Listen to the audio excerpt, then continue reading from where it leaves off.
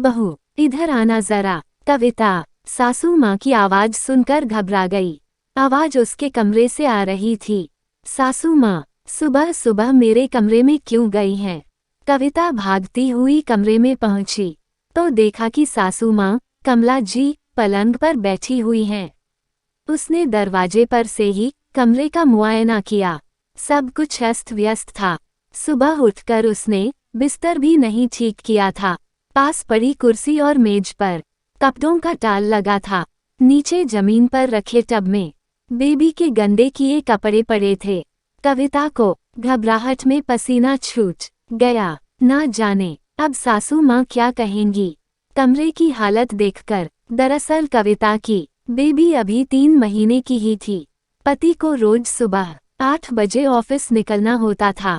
ससुराल में सभी सुबह 6 बजे ही उठ जाते थे। उनके उठते ही चाय पीने की आदत थी, इसलिए कविता 5:30 बजे तक बिस्तर छोड़ देती थी। फिर चाहे बेबी ने रात भर जगाया ही क्यों न हो, उस समय उसके पति और बेबी दोनों सोए ही रहते थे।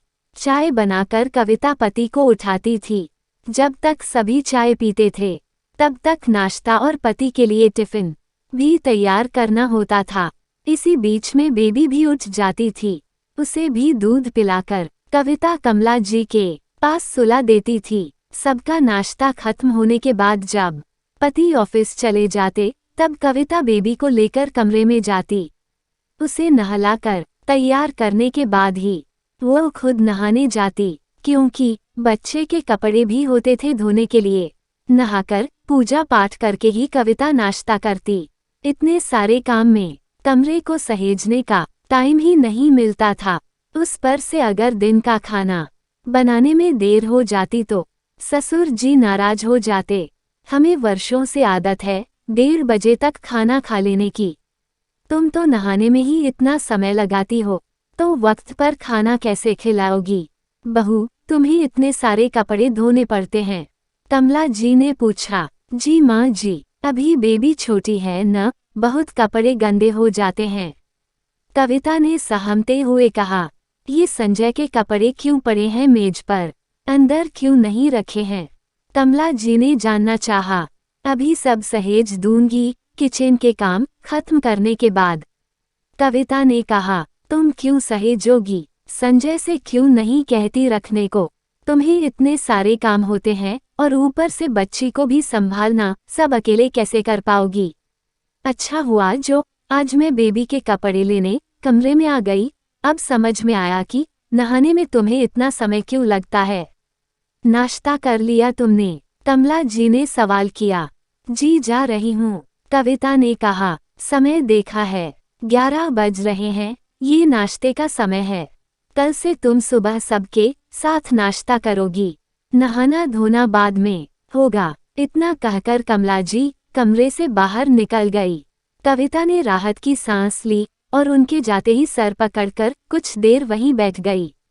कुछ देर बाद जब वो कमरे से निकली तो साथ वाले कमरे में सासू माँ को ससुर जी से बात करते सुना। हमें कविता की मदद के लिए एक लड़की रखनी होगी। आज उसके कमरे में जाकर मेरी आंखें खुल गई और ग्लानि भी हुई कि हम उसकी परेशानी जाने बगैर ही उसे भला बुरा कहते रहे। आखिर वो भी तो किसी की बेटी है। कविता की आंखों में खुशी के आंसू छलक आए। उसके मन में सासू माँ के लिए इज्जत कई गुना बढ़ गई। दूसरे ही दिन कविता की मदद के लिए एक लड़की भी रखी गई। कमला जी ने संजय को भी अपना काम खुद करने और कविता का हाथ बटाने की हिदायत दी।